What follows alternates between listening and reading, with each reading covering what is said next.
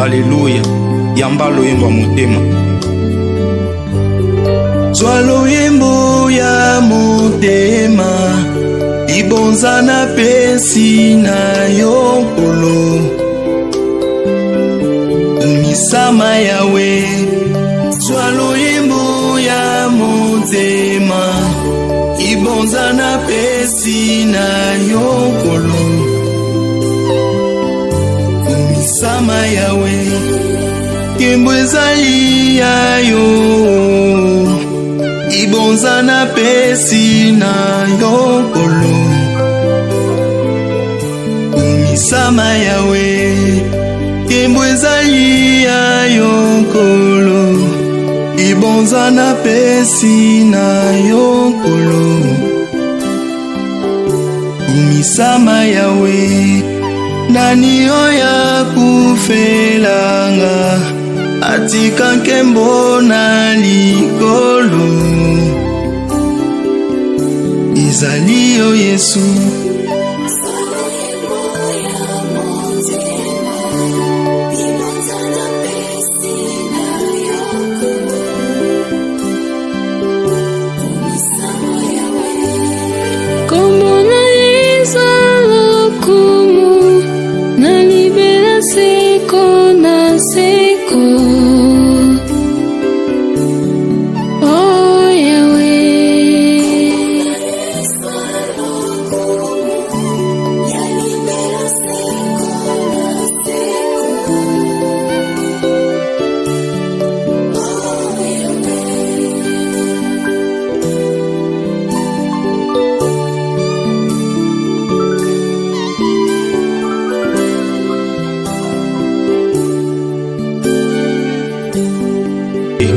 Alléluia. Yamba loyembo motema.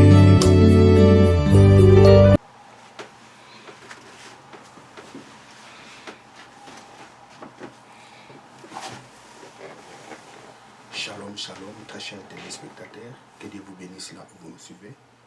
Bien, vous êtes dans CGC TV. Croissez dans la grâce et dans la connaissance télévision avec le pasteur Jimmy Sen.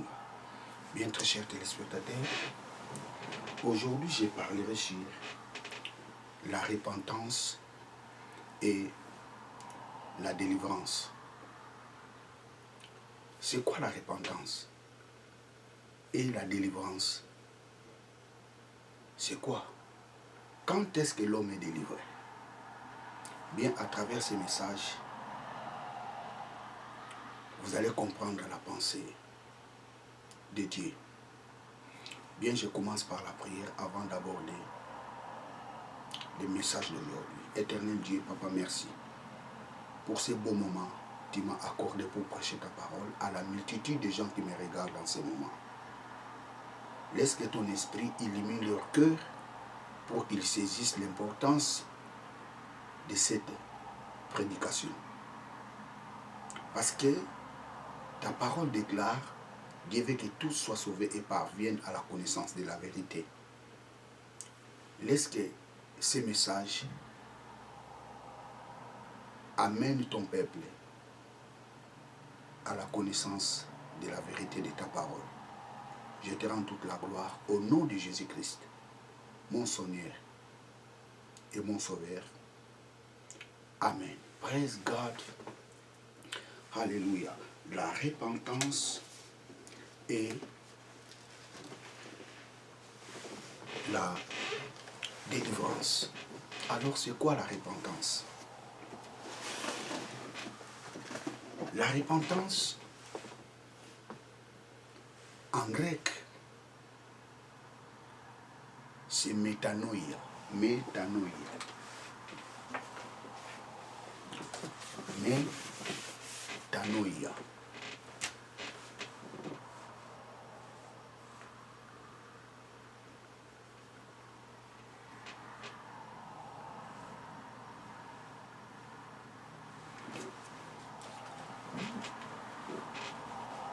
Métanoïa.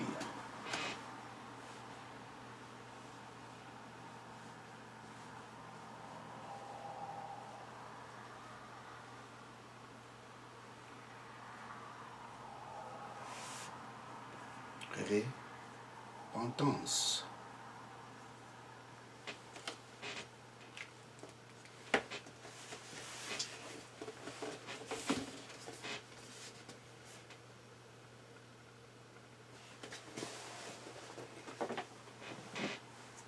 Qu'est-ce que signifie métanoïa?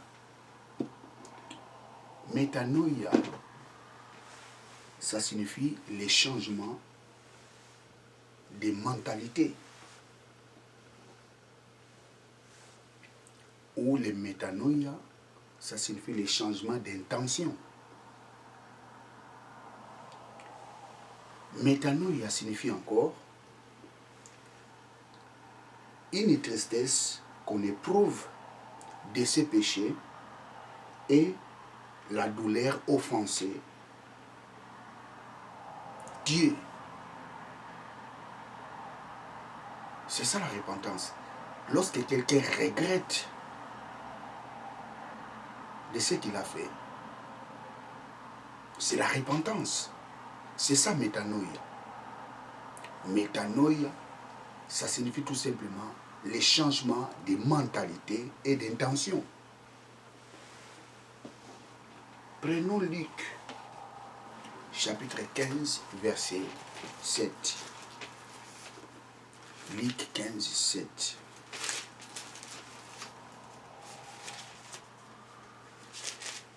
Luc 15,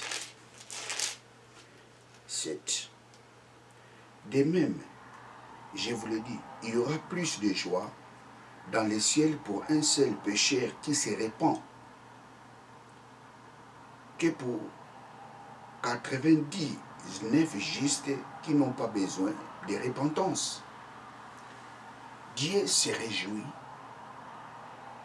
lorsque un pécheur se répand, lorsqu'un pécheur change son intention, lorsqu'un pécheur change son mentalité, sa mentalité. La repentance, ça signifie les changements de mentalité et d'intention. Lorsque l'homme regrette de ce qu'il a fait, cet homme fait la repentance. C'est-à-dire cet homme se répand de ce qu'il a fait. Cet homme regrette de ce qu'il a fait. Vous savez,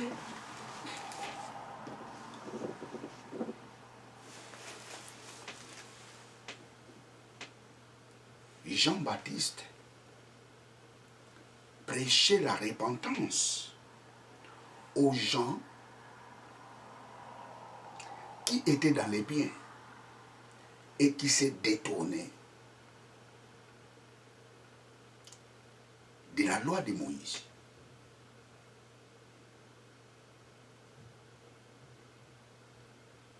Jean prêchait le message de la repentance aux gens qui connaissaient Dieu et qui s'est détourné de la bonne voie. C'est très important.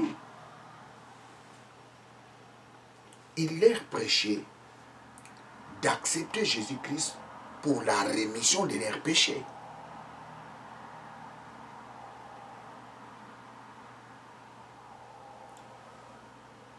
Dans les paraboles de l'enfant prodigue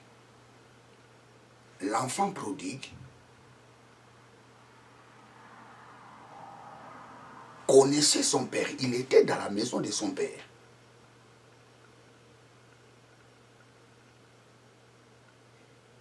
Et je pense que plusieurs connaissent ces paraboles. Et cet enfant a demandé tous les biens, a demandé la part de ses biens. Et la Bible nous dit, son père lui a donné sa part. Et cet enfant était parti gaspiller ce qu'on lui avait donné. Et après avoir tout gaspillé, cet enfant était dans la misère. Il était dans les galères. Et cet enfant s'est repenti. Qu'est-ce qu'il a dit? Il serait mieux que je retourne. Parce qu'il était dans la maison là. il serait mieux que je retourne dans la maison de mon père. S'il faut être son esclave, j'accepterais même d'être son esclave que de vivre dans la misère. Donc la repentance était, ou je dirais la repentance est un message qu'on prêche aux gens qui étaient dans la vérité, qui connaissaient Dieu, et ces gens s'est détournés dans la bonne voie. Et ces gens-là, on les prêche la repentance. Jean prêchait la repentance aux Juifs. Jean ne prêchait pas la repentance aux païens. Les messages de la repentance étaient adressés aux Juifs qui connaissaient Dieu, qui connaissaient la loi de Moïse, mais ils s'est détournés de la bonne voie. Et Jean leur prêchait de se repentir, d'accepter Jésus-Christ pour le pardon de leurs péchés. Parce que la loi était incapable, ou bien ils étaient incapables d'obéir à la loi. Et Jésus-Christ était venu pour la rémission de leurs péchés. Et Jean leur prêchait la repentance pour qu'ils croient au Seigneur Jésus-Christ pour le pardon de leurs péchés.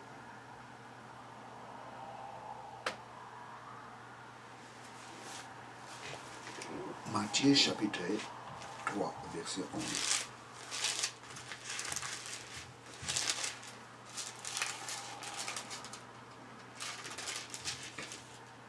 Pour vous, Matthieu chapitre 3, verset 11. Moi je vous baptise d'eau pour vous amener à la repentance. Mais celui qui vient après moi est plus puissant que moi. Et je ne suis pas digne de porter les souliers. Je ne suis pas digne de porter ses souliers. Lui, il vous baptisera du Saint-Esprit. Moi, je vous prêche le baptême de la repentance. Le message de la repentance est adressé aux gens qui connaissaient Dieu et qui s'est détournés de la bonne voie. Marc, chapitre 1. Verset 4. Jean parut, baptisant dans le désert et prêchant le baptême de la repentance pour la rémission du péché. Donc le message, ou je dirais le message de la repentance, était prêché aux Juifs, les gens qui connaissaient Dieu. Ils connaissaient Dieu, mais ils s'est détournés de la bonne voie. Lorsque quelqu'un se détourne à la bonne voie, on lui prêche la repentance, qui signifie de retourner vers Dieu. On lui prêche la repentance pour que la personne change sa décision, pour que la personne change sa mentalité. Le message de la repentance est prêché aux gens qui s'est égaré.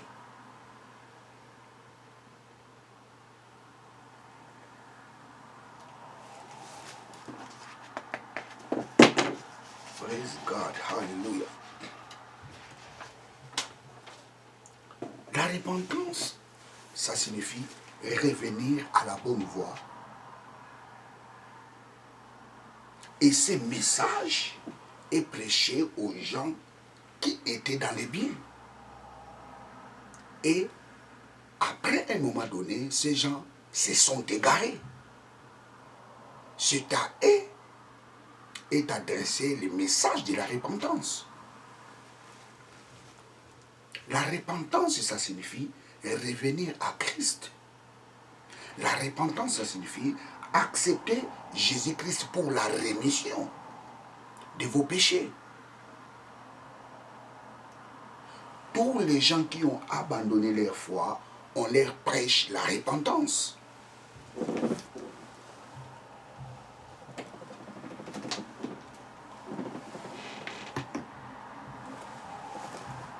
Tous les gens qui ont abandonné leur foi, on les prêche la repentance. Hébreux chapitre 6, verset 1.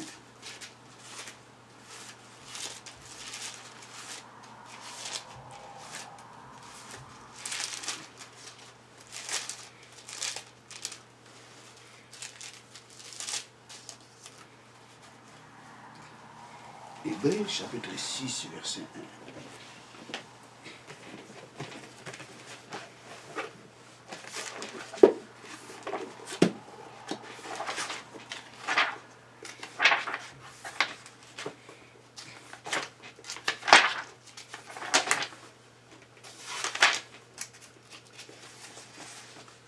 Praise God, hallelujah. Hébreux chapitre 6,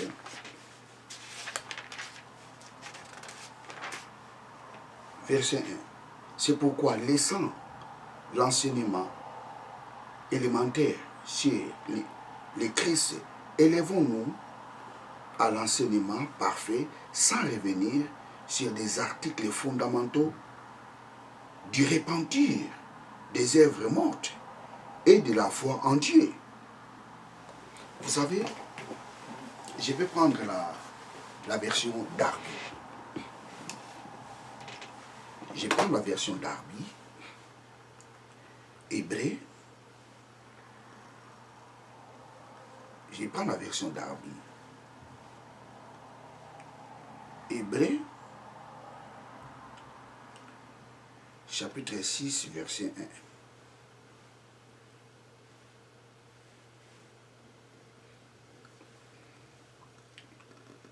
Je prends la version Darby.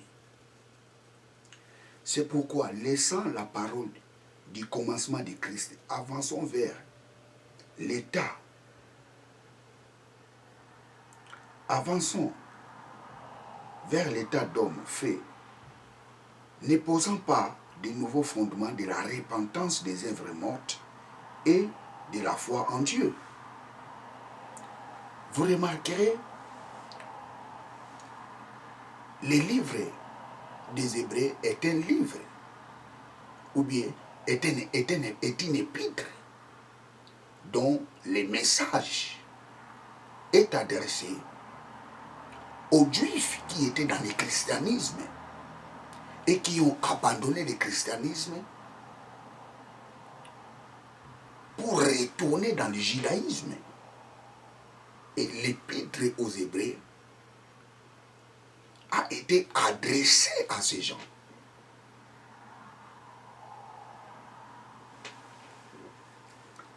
Que nous dit la Bible? C'est pourquoi, laissant la parole du commencement de Christ, avançons vers l'état d'homme fait, ne posant pas de nouveaux fondements de la repentance des œuvres mortes et de la foi en Dieu,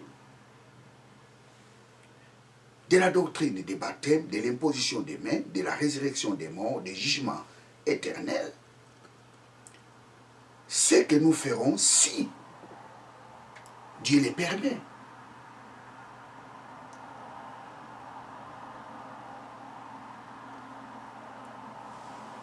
Vous savez, très chers téléspectateurs, lorsque quelqu'un revient en Christ, les premiers messages qu'on lui enseigne, c'est le message de la repentance.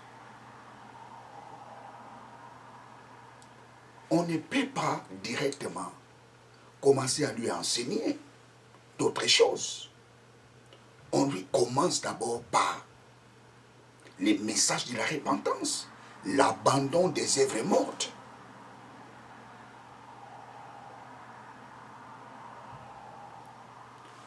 Les messages de la repentance, c'est les premiers messages qu'on donne quelqu'un qui revient en Christ. Je dis bien revient en Christ. C'est-à-dire quelqu'un qui était en Christ, qui s'est égaré, et cette personne-là, on lui prêche encore la parole de Dieu, cette personne revient en Christ, et ce message, ou le message de la repentance, est adressé premièrement à ces gens. La première chose, on montre à la personne qui est Christ. Parce que la repentance, ça signifie tout simplement accepter Christ. La repentance, ça signifie revenir à Christ. Il n'y a pas d'autre chose.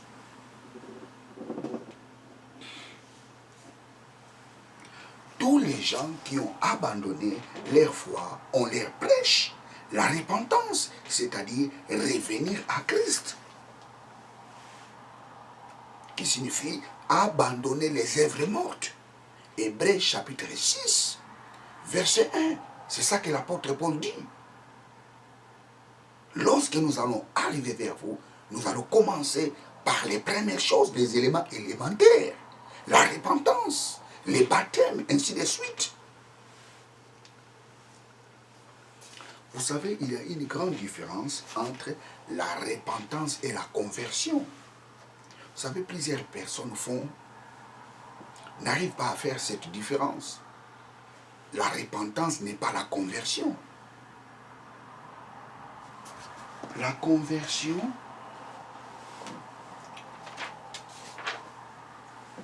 en grec, c'est épistrépo. Épistrépo. Épistrépo. Et bis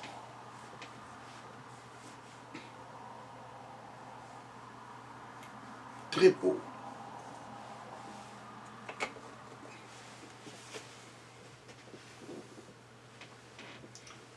Épice très faux. Épice très faux.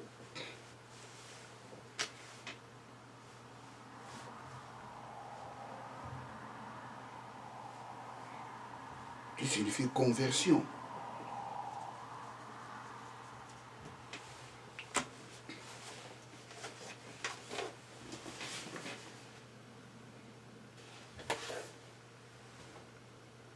Praise God.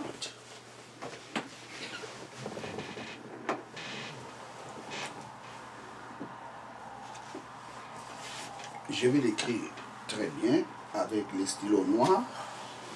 Nous avons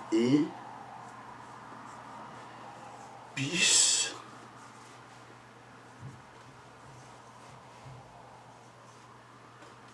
qui signifie conversion.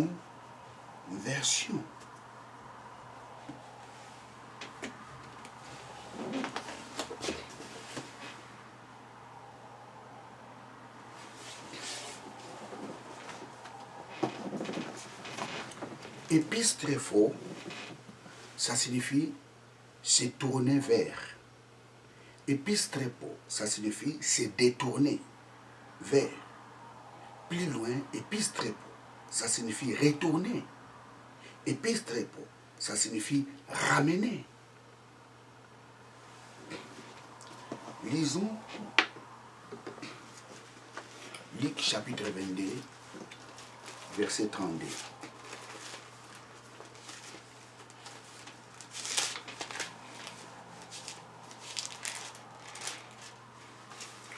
Luc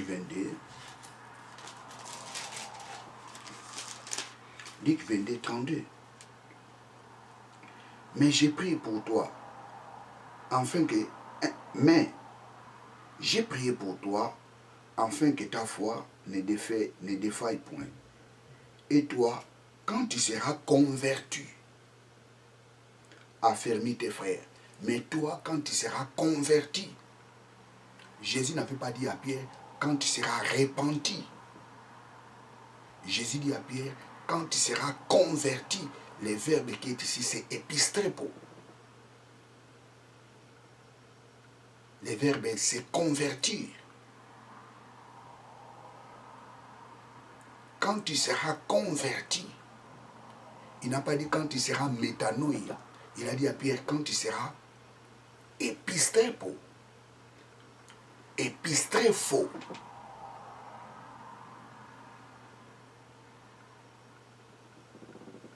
ce n'est pas épistrépo, mais épistréfo.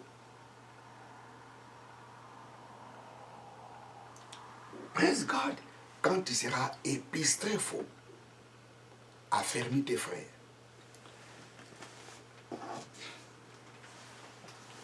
Pourquoi Jésus avait dit à Pierre, quand tu seras converti? Ces mots nous montrent tout simplement que l'apôtre Pierre, même s'il était un juif, mais à la base, il était un vrai païen.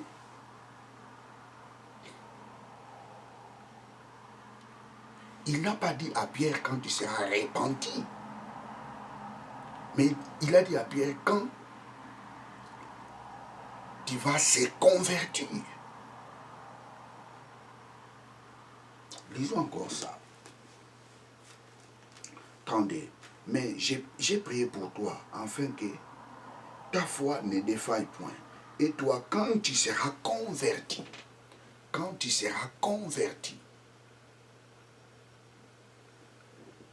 affermis tes frères.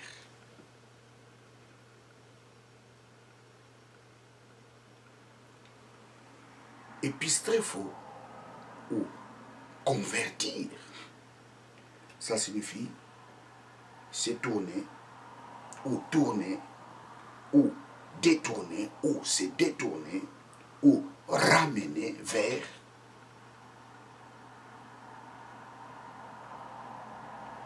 Jésus dit à Pierre, et Pierre, quand tu vas tourner vers moi, convertis tes frères. Vous savez, Pierre suivait Jésus, mais il n'était pas tourné vers Jésus.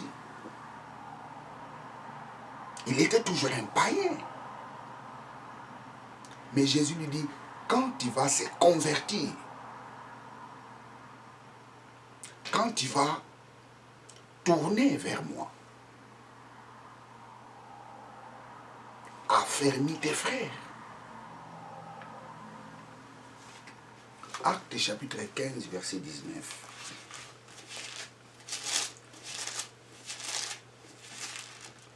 Actes 15, 19. C'est pourquoi je suis d'avis. C'est pourquoi je suis d'avis qu'on ne se crée pas des difficultés assez des païens qui se convertissent à Dieu. Assez des païens qui se convertissent à Dieu. L'apôtre Paul n'avait pas dit assez des païens qui se répandent à Dieu. Parce qu'un païen ne se répand pas. Un païen se convertit à Dieu. Il y a une grande différence qui est là-bas. Le message de la repentance est adressé aux gens qui connaissaient Dieu et qui se détournaient de la bonne voie. Mais la conversion, ce message est prêché aux païens. Les gens qui ne connaissent ni Dieu, les gens qui sont dans les idoles, on ne leur prêche pas la repentance, on leur prêche la conversion.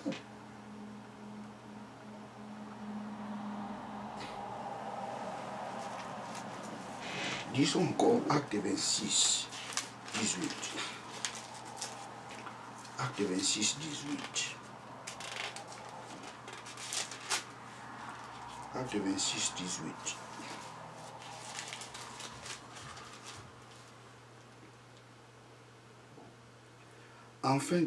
Afin que tu leur ouvres les yeux pour qu'ils passent des ténèbres à la lumière et de la puissance de Satan à Dieu, pour qu'ils reçoivent par la foi à moi le pardon du péché et l'héritage avec les sanctifiés.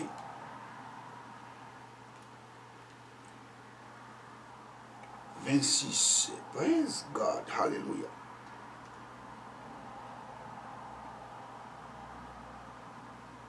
Acte 26, 18.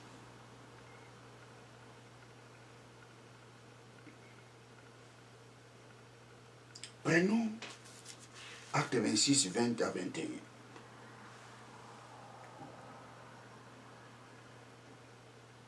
Prenons Acte 20, commençons au verset 19. Toujours Acte 20, Acte 26, Acte 26, 18 à 21. Commençons au verset 19. En conséquent, roi Agrippa, je n'ai point résisté à ta vision céleste. Assez de Damas d'abord, puis à Jérusalem, dans toute la Judée et chez les païens, j'ai prêché la repentance et la conversion à Dieu avec pratique d'œuvres dignes de la repentance. 21. Voilà pourquoi les Juifs se sont saisis de moi dans les temples et ont tâché de me faire périr. J'ai relis. Acte chapitre 26. Commençons au verset 18 jusqu'au verset 21. Enfin, que tu leur ouvres les yeux, pour qu'ils passent des ténèbres à la lumière et de la puissance de Satan à Dieu, pour qu'ils reçoivent par la foi en moi le pardon des péchés et l'héritage avec les sanctifiés. 19. En conséquence, roi Agrippa, je n'ai point résisté à la vision céleste. Assez de Damas d'abord, puis à Jérusalem, dans toute la Judée, et chez les païens, virgule, j'ai prêché la repentance et la conversion. Paul a prêché la repentance et la conversion, des choses différentes.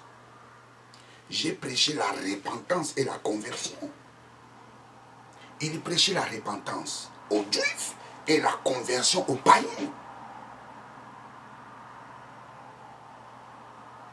Il prêchait les métanoïa aux Juifs. Et il prêchait épistréphos aux païens. J'ai prêché la repentance. Praise God. 20. Assez de Damas d'abord, puis à Jérusalem, dans toute la Judée, et chez les païens, j'ai prêché la repentance et la conversion à Dieu avec la pratique des œuvres dignes de la repentance. 19. Voilà pourquoi les Juifs, c'est-à-dire là où il prêchait, il y avait aussi des Juifs. Il y avait les Juifs et les païens. Le message de la repentance est prêché aux gens qui étaient dans la vérité et qui se sont égarés. Le message de la repentance est adressé à ces gens. Mais le message de la conversion est adressé aux gens qui ne connaissent pas Dieu.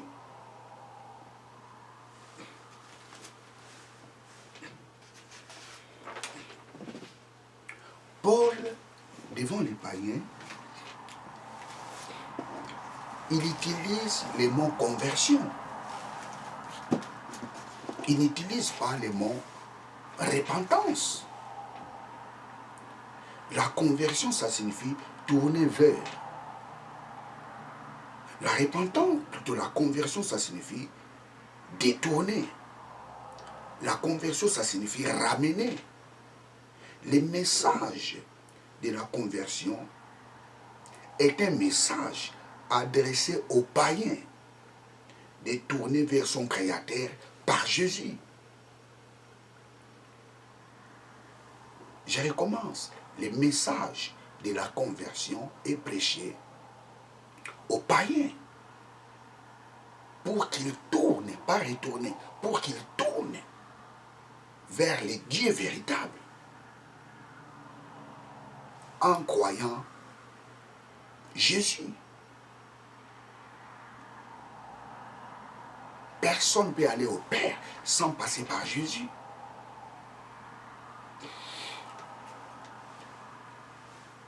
Donc, la repentance veut dire revenir à Christ et abandonner les œuvres mortes. Mais la conversion veut dire tourner vers le Créateur par Jésus. Le message de la repentance est pour les gens qui connaissent Dieu et qui s'est détournés de la bonne voie. Mais tandis que le message de la conversion est prêché aux gens qui ne connaissent pas Dieu, pour que ces gens tournent vers un Dieu véritable par Jésus.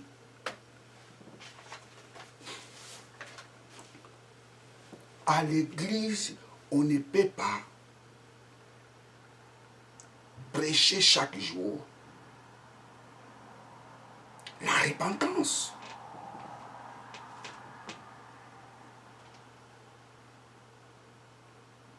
Praise God.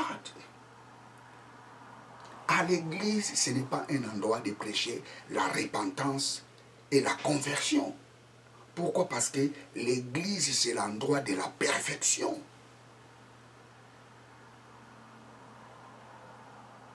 Parce que la conversion, la repentance, ça signifie tout simplement revenir à Christ. La repentance, ça signifie revenir à Christ et abandonner vos œuvres, les œuvres mortes.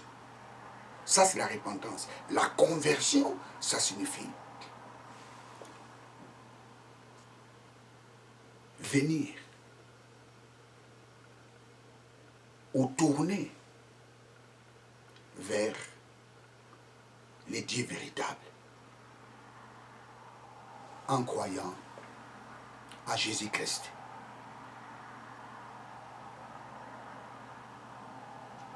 Dans l'église, on ne prêche pas la repentance et la conversion. À l'église, on prêche l'enseignement qui fait grandir les gens. C'est pour ça que l'église, c'est l'endroit de perfectionner les saints. Éphésiens chapitre 11, plutôt Éphésiens chapitre 4, verset 12. Les saints ministères, leur but est de perfectionner les saints. La repentance et la conversion, c'est les ABC de l'évangile. C'est les éléments élémentaires de l'évangile. Les messages de la repentance ou les messages de la conversion, c'est fait dans les campagnes d'évangélisation, mais pas à l'église. Oui, on peut les prêcher à l'église si tu es poussé par le Saint-Esprit. Il se peut que dans l'église, il y a des gens qui sont là, qui n'ont pas encore accepté Jésus-Christ comme Seigneur et Sauveur. Et ce message peut être prêché à l'église pour gagner ces âmes. Parce que la repentance, ça signifie revenir à Christ. Abandonner les œuvres mortes. La conversion veut dire tourner vers un Dieu véritable. Le message de la conversion est adressé aux païens, comme nous, les nations. Lorsque nous étions sans Christ, les païens, et le message de la conversion était un message approprié pour nous. Paul, devant les Juifs, il prêchait la repentance. Devant les païens, il prêchait la conversion. Pourquoi il prêchait la repentance devant les Juifs? Parce que les Juifs connaissaient Dieu. Mais ils ne pratiquaient pas ce que disait sa parole. Par contre, les païens connaissaient ni Dieu, ni la loi de Dieu. Et Paul leur prêchait la conversion.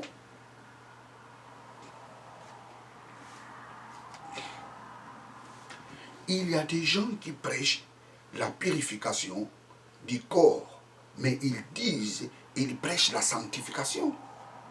Lorsque tu prêches la sanctification, ce n'est pas dit que tu prêches la repentance.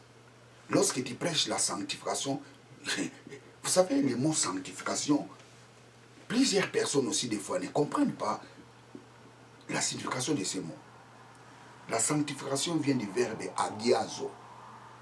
Parce que la sanctification, en grec, c'est agiasmos.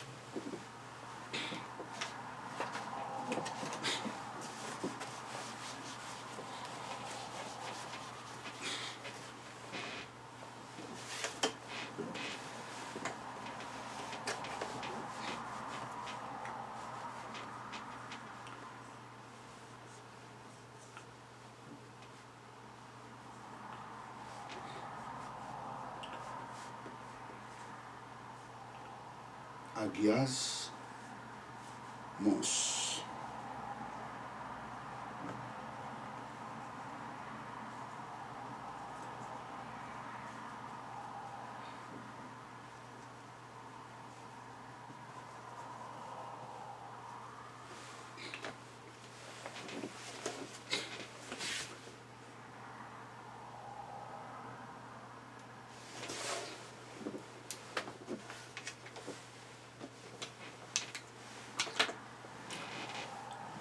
Agiazo, qui signifie sanctifier, ça signifie quoi?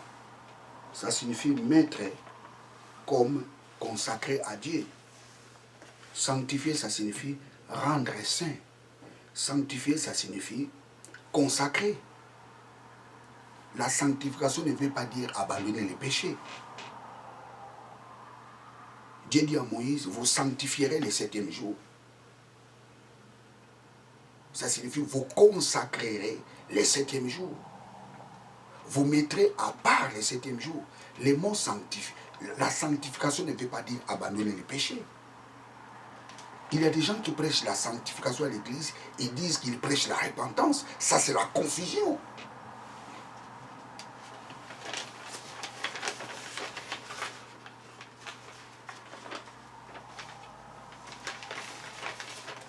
Vous savez, un jour, je parlerai sur la sanctification. Lorsqu'on parle de la sanctification du corps, on parle de la purification. Et le mot purification, en grec, c'est anidzo. Purifier, c'est anidzo.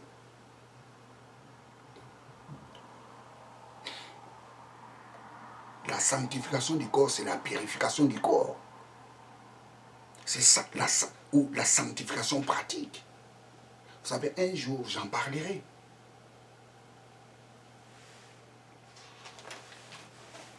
La repentance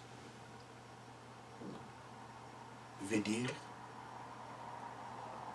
revenir en Christ, venir de nouveau en Christ. La conversion, c'est dire aux gens de venir en Christ. Il y a une grande différence, revenir et venir. Les gens qui étaient en Christ, qui se sont égarés, on leur prêche la repentance. Mais les gens qui n'étaient jamais en Christ, on leur prêche la conversion. Alors c'est quoi la délivrance? Pour finir, Jean chapitre 3 verset, plutôt Jean chapitre 8 verset 32. Praise God, hallelujah. Jean chapitre 8 verset 32.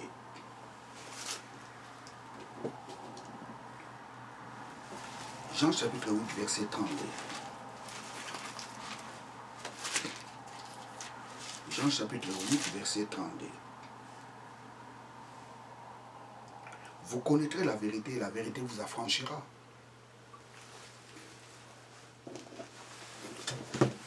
L'homme est délivré lorsqu'il arrive à la connaissance de la vérité de la parole de Dieu.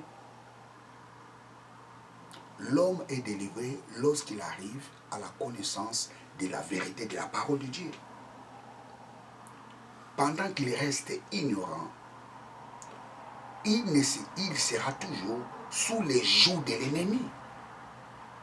Vous connaîtrez la vérité et la vérité vous affranchira. Vous savez, il y a 2 phases dans la délivrance. Les premières phases de la délivrance, c'est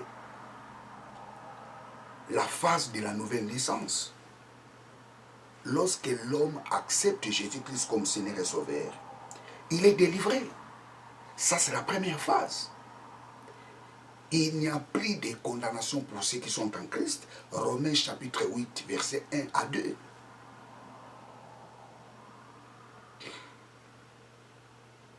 La Bible nous dit que nous avons eu l'accès devant sa présence.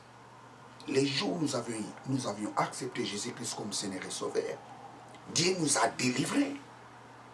Et nous avions eu l'accès devant sa présence. La Bible nous dit qu'il nous a transportés dans le royaume de son Fils et de son amour. Lorsque l'homme accepte Jésus-Christ comme Seigneur et Sauveur, il est séparé du diable. Il n'a plus de lien familial. Il est libre. Cela se fait d'une façon, je dirais, cela se fait d'une façon automatique. Lorsqu'on accepte Jésus-Christ comme Seigneur et Sauveur, on est délivré. On devient une nouvelle créature. On devient le temple de Dieu. On devient saint, pur, parfait devant Dieu. Cela se fait d'une façon automatique. Ça, c'est la première phase de la délivrance. L'homme est délivré lorsqu'il accepte Jésus-Christ comme Seigneur et Sauveur. Mais la deuxième phase, c'est quoi? La deuxième phase, c'est la délivrance de la mentalité.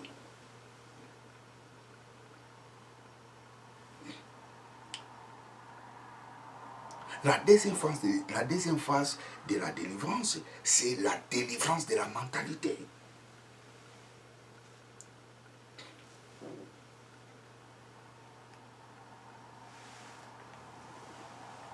Vous savez, la Bible nous dit, 1 Timothée, chapitre 2, verset 4.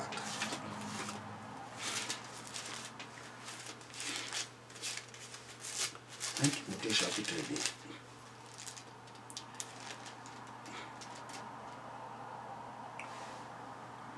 Qui veut que tous soient sauvés et parviennent à la connaissance de la vérité. Dieu veut que tous soient sauvés et parviennent à la connaissance de la vérité.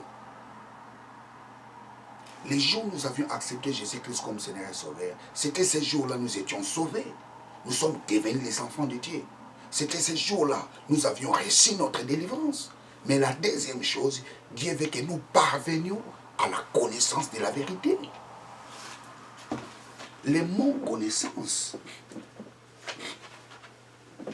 dont l'apôtre Paul parle ici, c'est épignosis.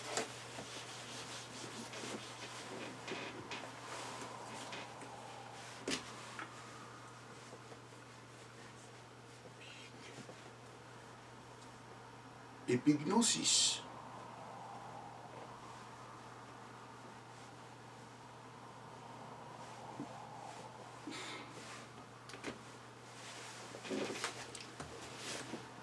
Épignosis.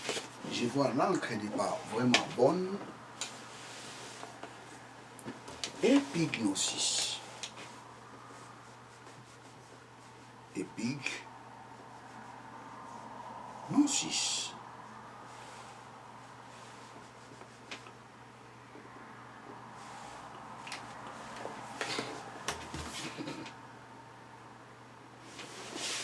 Épignosis, qui signifie la connaissance exacte, précise, correcte de la parole de Dieu. L'homme a besoin d'arriver dans la connaissance exacte, précise, correcte de la parole de Dieu. Vous connaîtrez la vérité et la vérité vous affranchira. La délivrance de la mentalité se fait lorsque l'homme arrive dans la connaissance exacte de la parole de Dieu. Lorsqu'on arrive dans the correct knowledge.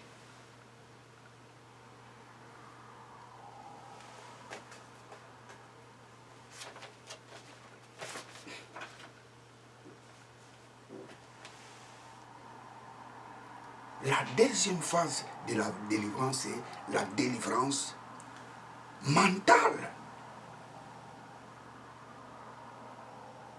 Il y a des gens qui sont en Christ, ils sont délivrés, mais leur mentalité n'est pas encore délivrée.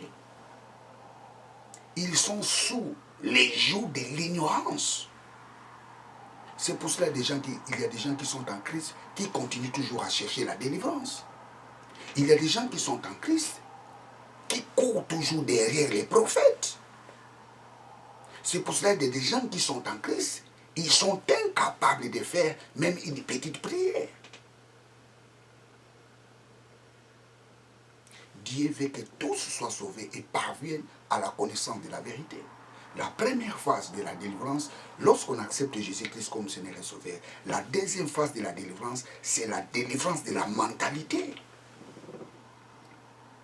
Ne vous conformez pas au siècle présent, mais soyez transformés par le renouvellement de l'intelligence. Tu dois renouveler ton intelligence par la connaissance exacte, correcte et précise de la parole de Dieu, épignosis.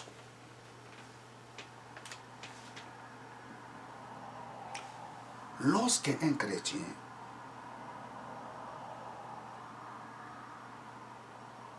n'arrive pas à la connaissance de la vérité, il est sous l'ignorance. Il est sous les jougs de l'ignorance.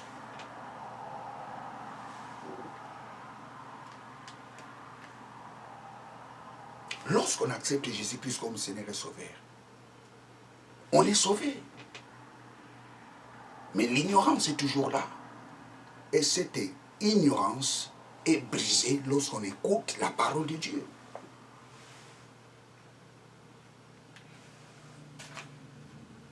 Mon peuple périsse par faute de connaissance. Pour terminer, 2 Timothée chapitre 2, verset 24 à 26. 2 Timothée chapitre 4.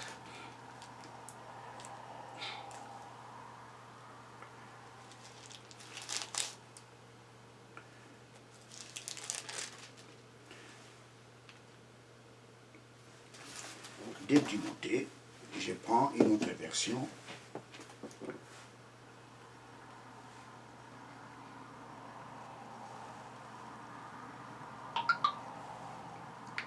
Praise God.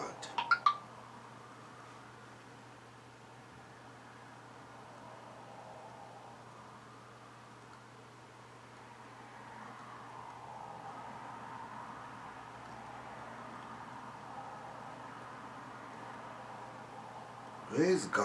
Hallelujah. 2 Timothée, chapitre 2 Timothée, chapitre 2, verset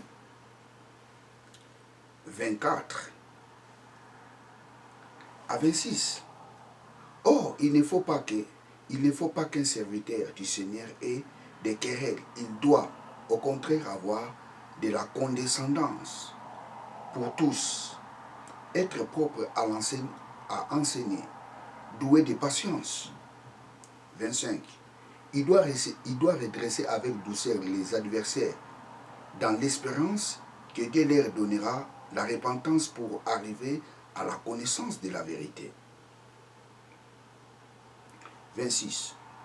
Et que revenir à leur bon sens, ils se dégageront des pièges du diable qui s'est emparé d'eux pour les soumettre à sa volonté. L'apôtre Paul dit ceci: lorsque tu es devant un adversaire, lorsque tu es devant un opposant de la parole de Dieu, parle-lui avec douceur, enseigne-lui la parole de Dieu. Peut-être Dieu lui donnera la repentance. Et si cette personne arrive à la connaissance de la vérité, le mot qui est là-bas, c'est l'épignosis. Lorsque cette personne arrivera à la vraie connaissance de la vérité, cette personne se dégageront du piège du diable. L'homme est délivré lorsqu'il arrive dans la vraie connaissance de la parole de Dieu.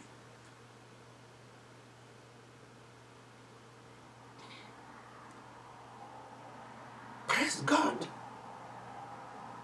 Il y a plusieurs chrétiens qui sont sous les jougs du diable par leur ignorance.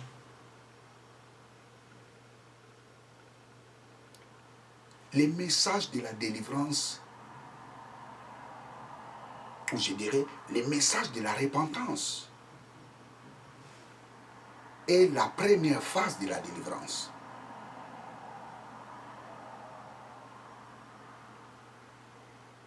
Parce que l'homme est délivré lorsqu'il accepte Jésus-Christ comme Seigneur et Sauveur.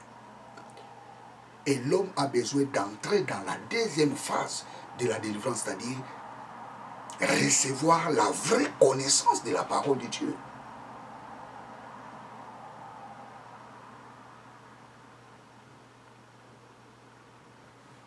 Tu as besoin de chercher une bonne église. Tu ne peux pas rester dans une église dont les pasteurs te prêchent toujours la repentance, la repentance, la repentance, la repentance. La repentance, ça signifie tout simplement accepter Jésus-Christ comme Seigneur et Sauveur. Et revenir à Jésus-Christ. Soit il prêche la sanctification. Des fois, il prêche la sanctification, mais pour impressionner les gens, il dit, moi, je prêche la repentance. Non, la repentance, ça signifie croire au Seigneur Jésus-Christ. Point barre.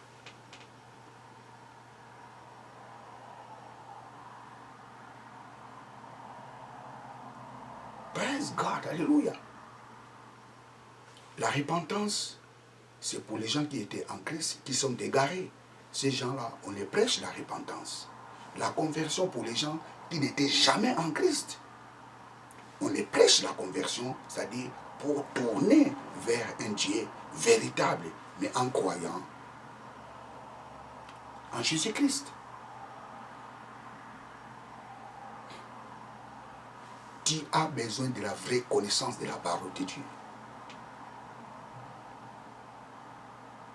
Dieu veut que tous soient sauvés et parviennent à la connaissance de la vérité de la parole de Dieu. Bien, très chers téléspectateurs, je suis à la fin de ma prédication. Que Dieu vous bénisse abondamment. Je suis toujours à la demande des gens qui veulent nous soutenir par des appareils caméra, par des appareils audio-visuels. Si vous en avez, nos bras sont ouverts pour les recevoir. Que Dieu vous bénisse abondamment. Abonnez-vous massivement dans cette chaîne de télévision. Bien, vous y étiez avec le pasteur Jimmy Senga. Ciao.